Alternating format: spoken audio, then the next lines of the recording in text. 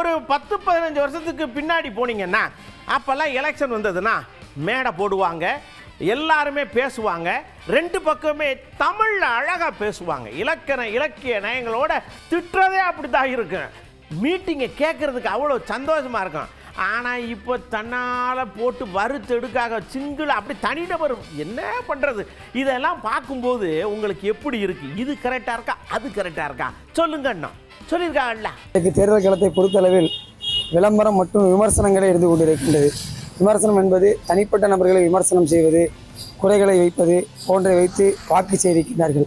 அன்னைக்கு என்னடானா அதிமுக உள்ளவங்க என்ன சொல்றாங்கன்னா, கொரோனா வந்திருந்தா ஸ்டாலின் வந்து காணாமே போயிருப்பாரு அப்படின்ற மாதிரி சொன்னாங்க. ஸ்டாலின் சார் எடப்பாடி சாரை பேசுறாங்க, விஜய் சாரை மாற்றி பேசுறாங்க. இந்த குடும்ப பிரச்சனைகள் வந்து இப்போ நடக்கிற இந்த தேர்தல் டைம்ல வேண்டாம். நாகரிகமா பேசுங்க, நாகரிகமா கேளுங்க, எங்களுக்கு உள்ளது உரிமையா கேளுங்க, நம்மளுக்குள்ள உரிமை இது. இப்போ வந்து பார்த்தீங்கன்னா சிலிண்டர் பிரச்சனை, அப்புறம் நம்மளுக்கு வந்து ஏற்கனவே தங்கம் ஒரு பக்கம் விலை கூடி இருக்கு. அப்போ இப்படி இருக்கும் பொழுது நம்ம மக்களுக்கு அவங்களுக்கு என்ன செய்யணும், என்ன திட்டங்களை செய்ய போறாங்க, மக்களுக்கு என்ன கொடுக்க போறாங்க, அவங்க ஆட்சிக்கு வந்தா என்னெல்லாம் செய்ய போறாங்கன்றத சொல்லணும். யாருக்கு நிக்கிறாங்களோ அவங்கள வந்து பர்சனலா வந்து தவறா பேசக்கூடாது. அவங்களுடைய செயல்பாடுகள் எப்படி மக்களுக்கு செஞ்சாங்கன்றதுதான் நம்ம பார்க்கணும்.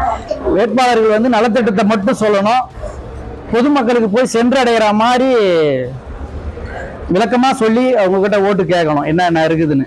கட்சியினுடைய கொள்கைகளையும் திட்டங்களையும் அதை பொதுமக்கள் மத்தியில் விளக்கமாக சொல்வதை தவிர்த்து தனிநபர்களுடைய விமர்சனங்களை முன்வைத்து இன்னைக்கு கொச்சைப்படுத்திக் கொண்டது நம் கண்கூடாக பார்க்கின்றோம். இது வருந்தத்தக்கது. ஒரு ஜனநாயக நாட்டில் வந்து தேர்தல் என்பது அறிக்கைகள் என்ன சொல்றாங்களோ அதை தான் பேசி ஓட்டு கேட்கணும். கட்சி கொள்கைகளை பற்றி பேசாமல் அவங்களுடைய தனிப்பட்ட குடும்ப பிரச்சனைகளை தாக்கி பேசுறாங்க. இது வந்து தவறான செயலாகும். எல்லாமே வட மாநிலத்திலேருந்து வெளிலேருந்து வந்து ஒரு ஓட்டு கேட்குற ஒரு சூழ்நிலையும், மக்களுக்கு என்ன பேசுகிறாங்கன்னு புரியாத அளவுக்கு இந்தியிலையும் தெலுங்குலையும் கன்னடத்திலையும் பேசி ஓட்டு கேட்குற ஒரு சூழ்நிலை தமிழ்நாட்டில் வளர்ந்துக்கிட்டு இருக்கு. ஜனநாயக நாடு தான் இருந்தாலும் நிறைய மக்களுக்கு மொழி தெரிந்தாலும் நம்ம தமிழ்நாடு தமிழ் மொழியில பேசி மக்கள்கிட்ட கருத்துக்கள் சொன்னா நல்லா இருக்கும்ன்றது என்னுடைய கருத்து. இங்க தமிழ்நாட்டுல எந்த வேட்பாளரும் தமிழ்ல பிரச்சாரம் பண்ணணும் அப்படிங்கிறது எங்களுடைய கோரிக்கை.